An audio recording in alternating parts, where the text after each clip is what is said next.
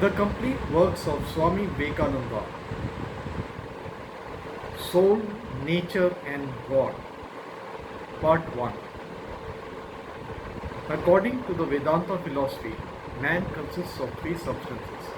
So to say, the outermost is the body, the gross form of man, in which are the instruments of sensation, such as the eyes, nose, ears, and so forth. This eye is not the organ of vision, it is only the instrument. Behind that is the organ. So the ears are not the organs of hearing, they are the instruments. And behind them is the organ, or what is modern physiology is called the center. The organs are called indriyas in Sanskrit. If the center which governs the eyes be destroyed, the eyes will not see. So with all our senses. The organs again cannot sense anything by themselves until there be something else attached to them. That something is the mind. Many times you have observed that when you are deeply engaged in a certain thought and the clock struck and you did not hear it, why? The ear was there.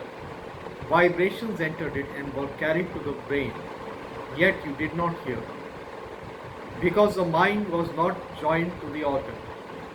The impressions of external objects are carried to the organs, and when the mind is attached to them, it takes the impressions and gives them, as it were, a coloring, which is called egoism. I. Take the case of a mosquito biting me on the finger.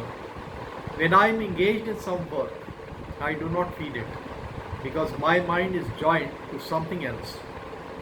Later, when my mind is joined to the impression conveyed to the indriyas, a reaction comes.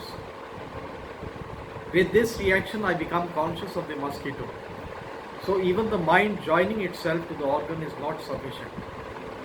There must come the reaction in the form of will. This faculty from which the reaction comes, the faculty of knowledge or intellect, is called buddhi first. There must be the external instrument. Next, the organ. Next, the mind must join itself to the organ. Then must come the reaction of the intellect. And when all these are complete, there immediately flashes the idea, I and the external object. And there is a perception, a concept, knowledge, the external organ, which is only the instrument in the body, and behind that is the internal organ, which is final. Then there is the mind, then the intellectual faculty, then egoism, which says I see, I hear, and so forth. The whole process is carried on by certain forces. You may call them vital forces. In Sanskrit, they are called prana. This gross part of man, this body in which are the external instruments, is called in Sanskrit Sthula Sharira, the gross body.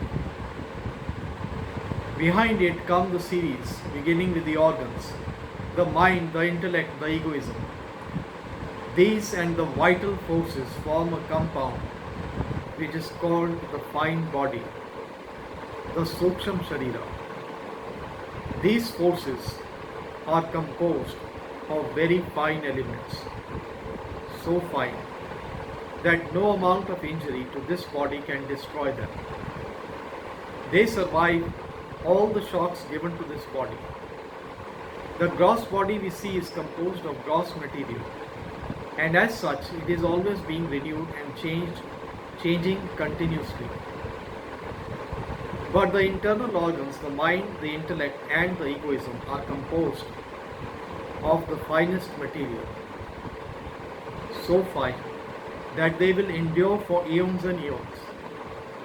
They are so fine that they cannot be resisted by anything.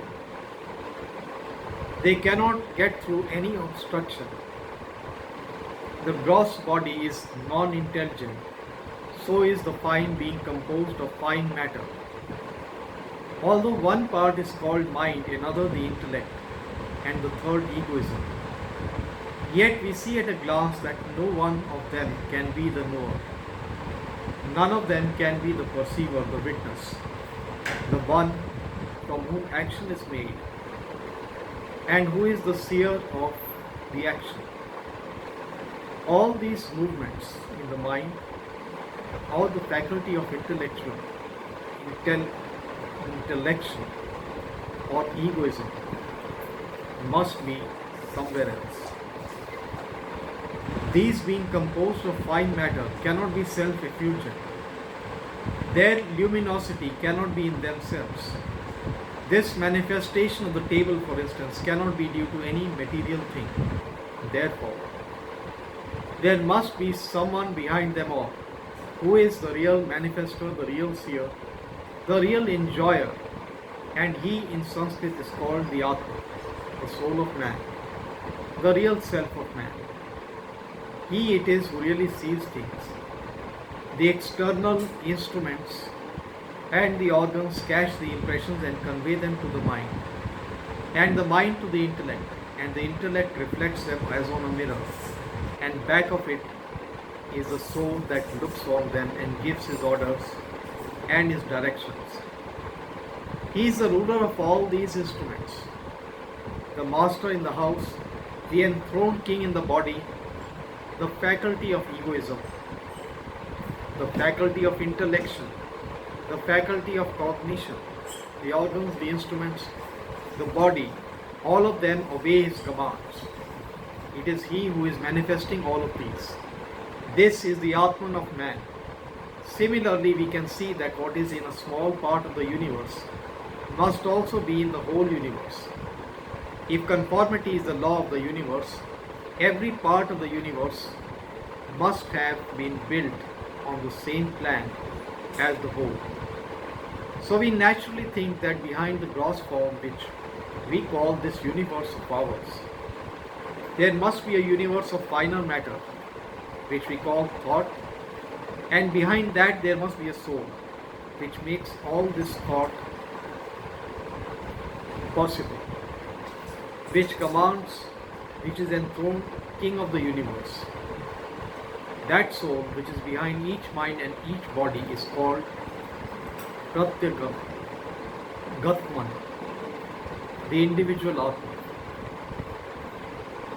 And that soul which is behind the universe as its guide, ruler and governor is God.